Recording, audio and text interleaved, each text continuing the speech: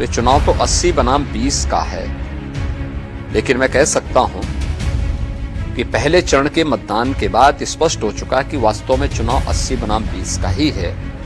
जो लोग सपना देख रहे हैं गजवाए हिंद का सपना कयामत के दिन तक भी साकार नहीं होगा। द लाइव टीवी, सच सबसे आगे।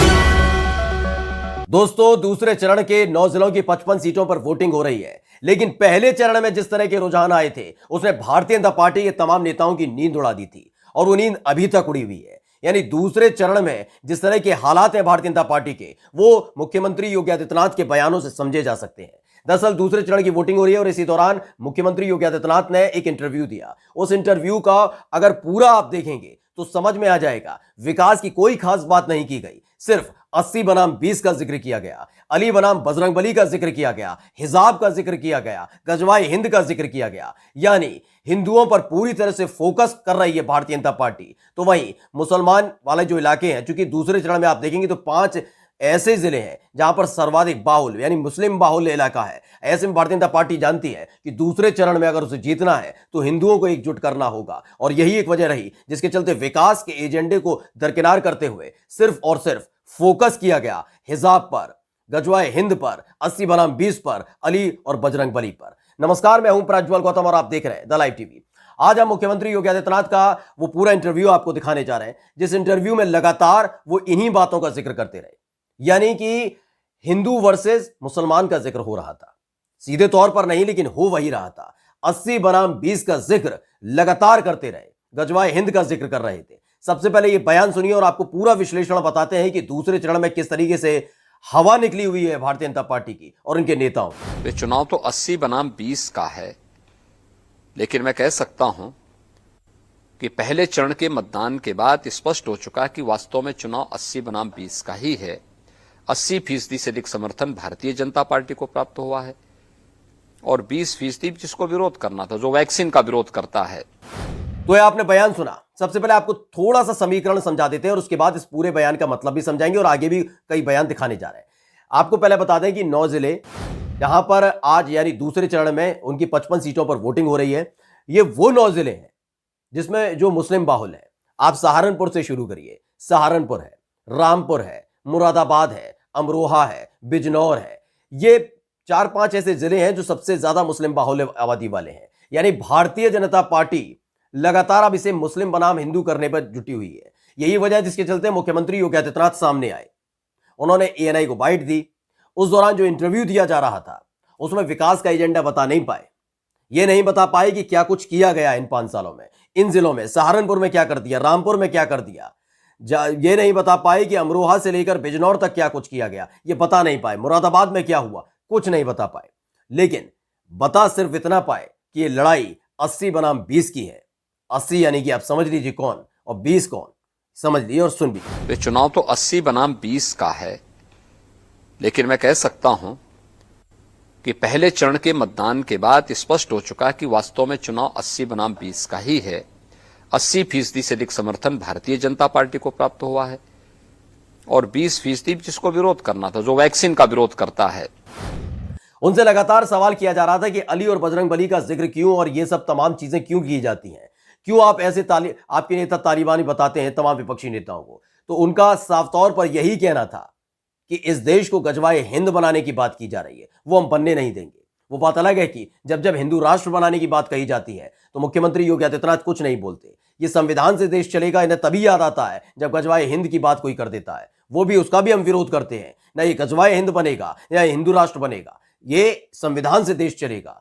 ये सौहार्द वाला देश है, ये उसी आधार पर चलना चाहिए। लेकिन जब जब इनसे सवाल पूछा जाता है तो ये लौट फिरकर मुसलमानों पर ही आ जाते हैं। वो भी सुन लीजिए। जो लोग सपना देख रहे हैं गजवाए हिंद का, मैं बहुत स्पष्टता के साथ कह सकता हूं, ये नया भारत है। ये दुनिया के सबसे लोकप्रिय नेता से नरेंद्र मोदी जी के नेतृत्व का भारत है। इस नए भारत में विकास सबका, लेकिन तुष्टीकरण किसी का नहीं। गजवाए हिंद का सपना कयामत के दिन तक भी साकार नहीं होगा। ये तमाम बातें की जा रही थी, यानी कि इस पूरे दूसरे चरण को हिंदू बनाम मुस्लिम करने की कोशिश की जा रही थी। इस इंटरव्यू का मकसद, खास मकसद कहीं ना कहीं यही नजर आया। यह संदेश देने की कोशिश की जा रही थी कि जो अभी तक अपने घरों से वोट डालने नहीं निकले हैं, जब वो वोट डालने जाए तो अपने दिमाग में क्या बात रखकर जाए, यानी हिंदू मुस्लिम, बस यही ध्यान दिमाग में रखकर जाए। और इसी आधार पर यह इंटरव्यू तय किया गया था और इंटरव्यू प्रसारित भी किया गया।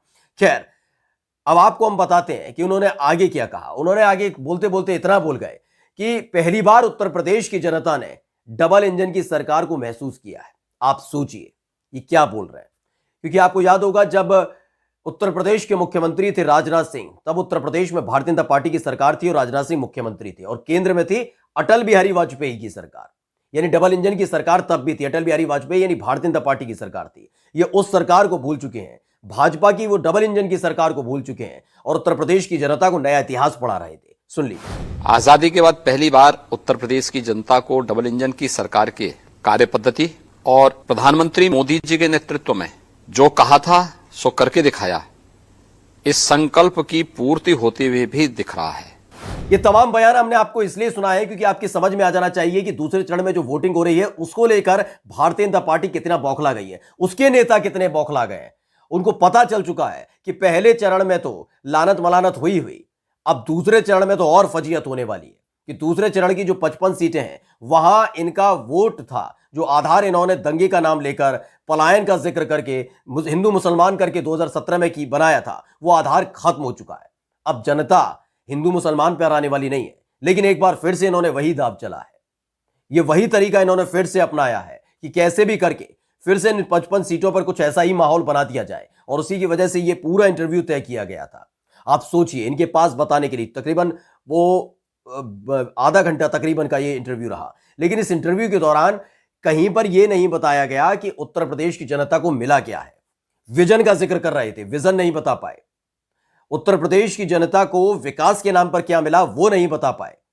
ये सिर्फ 80 बनाम 20 का जिक्र कर रहे थे। और इसी आधार पर तो आपको याद होगा कि 2017 में चुनाव जीता गया था पश्चिमी उत्तर प्रदेश की, खासतौर पूर्वांचल में जब चुनाव होगा, अवध में जब चुनाव होगा और बुंदेलखंड में जब चुनाव होगा, वो बात की बात है। लेकिन इन 55 सीटों पर जहां पर 586 उम्मीदवार है, जिसमें भारतीय जनता पार्टी की कई दिग्गजों की जो साख है वो दांव पर लगी हुई है।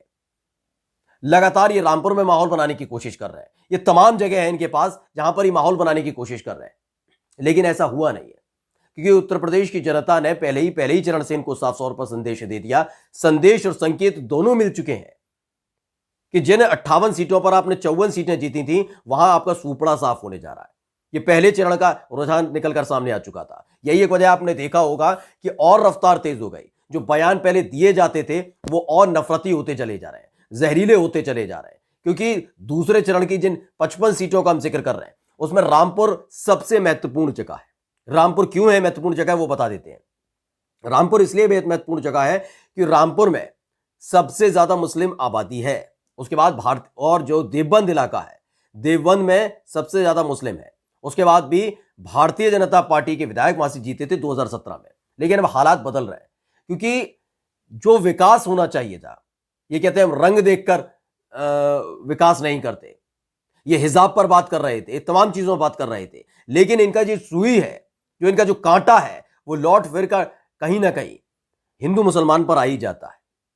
पहले चरण की वोटिंग बता रही थी, पहले चरण का जो रुझान है वो बता रहा था, जो बौखलाहट है वो बता रही है, रातों की नींद उड़ी हुई है। पहले चरण के जो तमाम विधायक थे उन्हें खदेड़ा गया था वो मालूम था। दूसरे चरण में भी कई ऐसे विधायक और नेता थे जिन्हें खदेड़ दिया था भारतीय जनता पार्टी के नेताओं को, गांव वालों ने, वोटर्स ने। और ये जानते हैं जब तक ये हिंदू मुसलमान नहीं करेंगे तब तक इनकी जीत नहीं हो सकती। और जीत तो छोड़िए, साख दाव पर लगी वो बचाया नहीं जा सकता। लेकिन पहले चरण और दूसरे चरण की स्थिति देखकर साफ तौर पर कहा जा सकता है कि भारतीय जनता पार्टी के जो तमाम खुद को दिग्गज समझने लगे हैं, उनकी साख जो दाव पर है वो शायद अपनी जमानत तक ना बचा पाए, क्योंकि इंटरव्यू के जरिए, कभी किसी और जरिए, लगातार आबादी के हिसाब से माहौल बनाया जा रहा है।